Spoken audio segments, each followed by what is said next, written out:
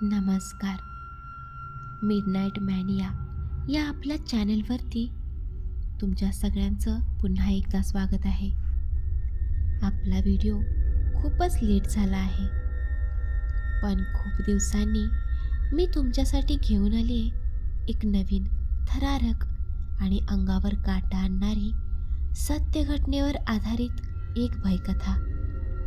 ही कथा ऐकताना शक्य असेल तर हेडफोन्स वापरा आणि दिवे बंद करून ऐका, कारण पुढची काही मिनटं तुमची झोप उडवण्यासाठी पुरेशी आहेत. कारण आजची कथा सुरू होते एका अशा रात्रीपासून जिथून परत येणं प्रत्येकाच्या नशिबात नसतं बरं का. तर आजची कथा आहे सह्याद्रीच्या कुशीत वसलेल्या कसारा घाटामधली. दिवसा निसर्ग सौंदर्याने नटलेला कसारा घाट रात्रीच्या वेळी मात्र एखाद्या अजस्त्र अजगरासमान भासतो. संपूर्ण आयुष्यात एकदाच अनुभवलेली ती रात्र आठवली की आज पण माझ्या मनात धडकी भरते. शुक्रवारचा संपूर्ण दिवस ऑफिसच्या कामात घालवल्यानंतर शनिवार आणि रविवार गोव्यात मनसोक्त आनंद लुटण्याचे आम्ही निश्चित केले होते. रात्रीचा प्रवास करून पहाटेपर्यंत गोव्यात पोहोचलो तर मजा मस्तीसाठी पूर्ण 2 दिवस आणि 1 रात्र मिळणार होती. सर्व मित्र गोळा होता होता रात्रीचे 10 वाजून गेले. ट्रीपसाठी आवश्यक असलेल्या साहित्याची खरेदी आटोपल्यानंतर मी, राजेश, किरण आणि संदेश हे आम्ही 4 जिवलग मित्र 31 डिसेंबरचा उत्सव गोव्यात साजरा करण्याच्या इराद्याने टाटा नेक्सॉनमधून गोव्याच्या दिशेने रवाना झालो. आकाशात ढगांची दाटी झालेली होती, त्यामुळे चंद्राचा प्रकाशही जमिनीपर्यंत पोहोचत नव्हता. आम्ही गोव्याच्या स्वप्नात दंग होतो. गाडीच्या काचा बंदच होत्या. आत गाणी सुरू होती आणि बाहेर घनघोर अंधार आपले साम्राज्य पसरवत होता. गाडीचे स्टिअरिंग माझ्या हातात होते. रात्रीचे 12 वाजले होते आणि आम्ही इगतपुरी मागे टाकून घाटाच्या त्या सर्पाकृती वळणांना भिडलो. तो रस्ता म्हणजे जणू मृत्यूशी चाललेली लपाछपीच होती. डाव्या बाजूला आकाशात भिडणारे अक्राळ विक्राळ पहाड आणि उजव्या हाताला काळजाचा ठोका चुकवणारी पाताळापर्यंत जाणारी खोल दरी. एक गोष्ट मात्र मनाला अस्वस्थ करत होती. कसारा घाटातील तो रस्ता संपूर्ण एका गूढ, धुसर आणि थंडगार आच्छादनाने वेढलेला होता. ते धुके केवळ निसर्गाचा भाग वाटत नव्हते, तर जणू एखाद्या अमानवी शक्तीने संपूर्ण परिसराला कवेत घेण्यासाठी पसरवलेले जाळे भासत होते. हेडलाईटचा प्रकाश त्या धुक्याला छेदत वेगाने पुढे सरकत होता. आम्ही अर्ध्याहून अधिक घाट ओलांडला असेल. अचानक एका तीव्र वळणावर गाडीच्या मागच्या बाजूला एक आवाज झाला आणि गाडी एकाएकी वायबल झाली.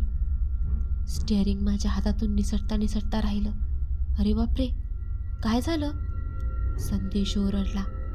काही नाही, टायर बर्स्ट झालं वाटतं, मी वैतागून म्हणालो. मी अत्यंत सावधगिरीने गाडी रस्त्याच्या डाव्या कडेला उभी केली. मध्यरात्रीचे 12:30 वाजून गेले होते. गाडीतून खाली उतरताच आजूबाजूचा निर्भीड अंधार आणि रातकिड्यांचा कर्कश आवाज जणू अंगावर धावून येत असल्याचा भास होऊ लागला. वातावरणात एक अनामिक भीती दाटलेली होती. दरम्यान टायर बदलण्यासाठी माझ्या 3 मित्रांनी पुढाकार घेतला आणि ते कामाला लागले. ठीक आहे, तुम्ही बघा टायरचं, माझं डोकं फिरलंय, मी असं म्हणत बाजूला जाऊन बसलो. ट्रिपच्या सुरुवातीलाच असे काही घडल्यामुळे मी खूप चिडलो होतो. मला कशाची तरी ओढ लागली होती.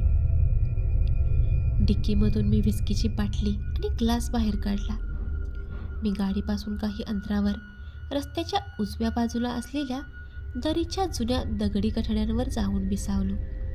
सभोवताली अथांग काळा कुट्ट अंधार साम्राज्य पसरवून होता. माझ्या अगदी लगत हजारो फूट खोल दरी वासून उभी होती. तिथून येणारा वाऱ्याचा सुसाट आवाज एखाद्या रडणाऱ्या स्त्रीच्या आक्रोशासारखा भासत होता. चंद्र पूर्णपणे ढगांच्या आड दडल्यामुळे दृष्टीपथात काहीच येत नव्हतं. मी पुन्हा गाडीच्या दिशेने नजर वळवली. पार्किंग लाईटचा तो मंद प्रकाश आजूबाजूला पसरलेल्या दाट धुक्याला अधिकच रहस्यमय बनवत होता. गाडीच्या मागील बाजूस मोबाईलच्या प्रकाशात त्या तिघांची टायर बदलण्याची घाई सुरू होती. त्यांच्या हसण्या खिदळण्याचे आवाज शांतता भेदत माझ्या कानावर पडत होते.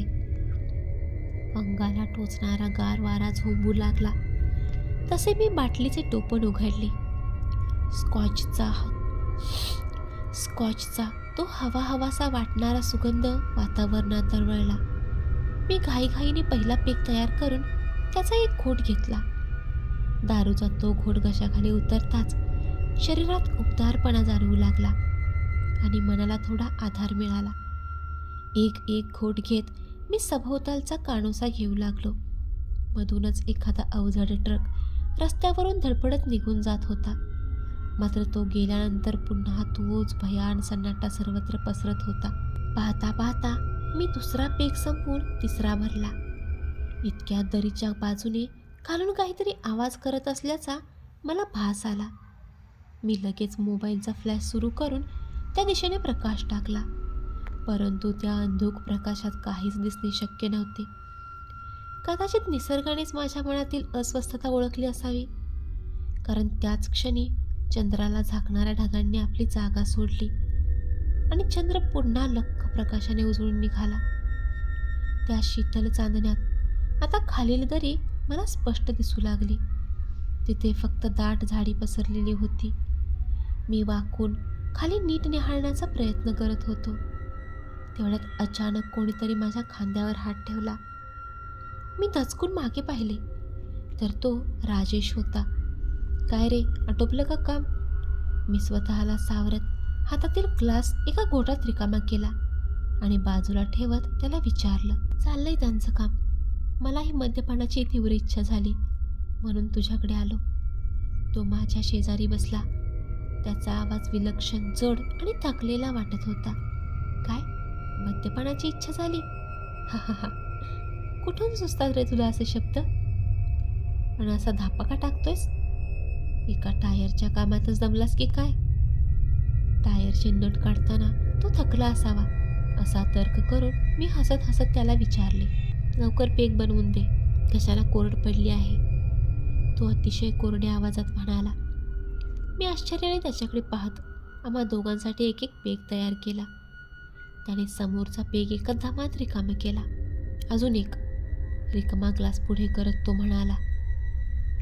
दुसरा पेक हातात घेताना त्याने चुकूनही माझ्या नजरेला नजर दिली नाही. ग्लास घेताना जेव्हा आमचे हात एकमेकांना स्पर्शले तेव्हा माझ्या अंगावर सरसरून काटा आला. त्याचे हात बर्फासारखे थंडगार पडले होते. तो एकटक दरीतील त्या गडद अंधाराला न्याहाळत होता.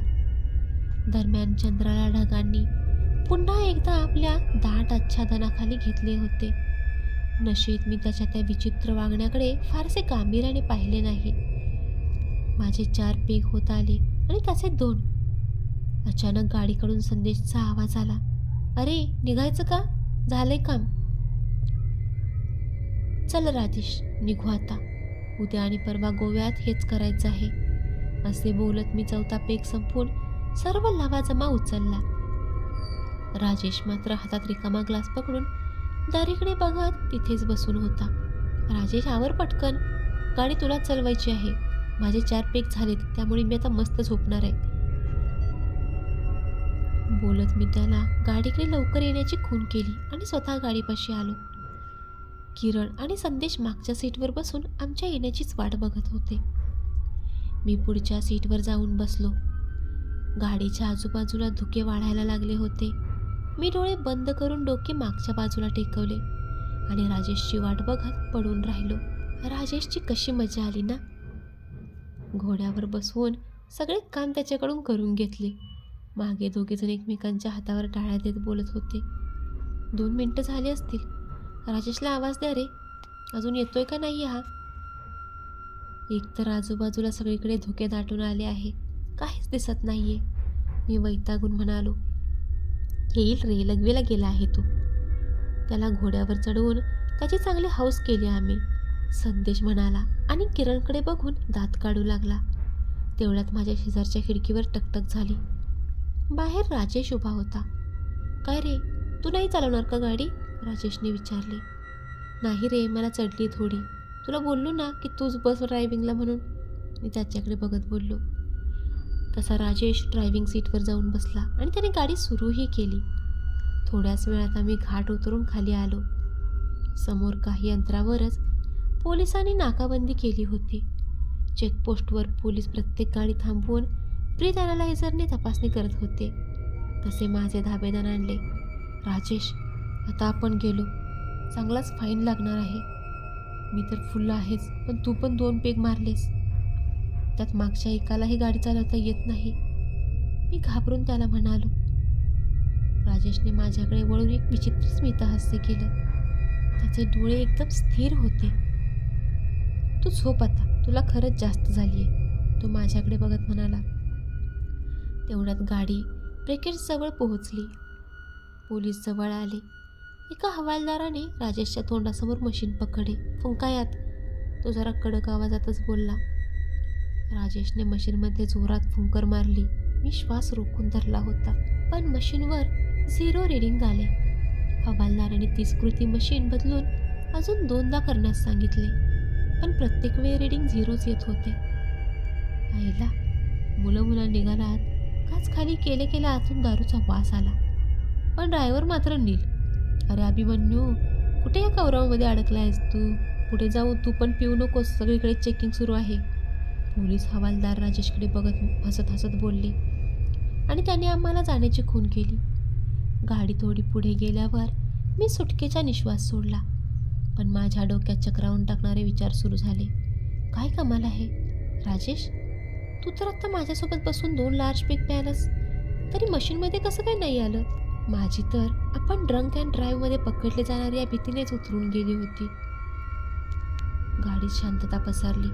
राजेशने गाडी अचानक रस्त्याच्या कडेला थांबवली. त्याने माझ्याकडे बघितले. त्याचा चेहरा पांढरा पडला होता.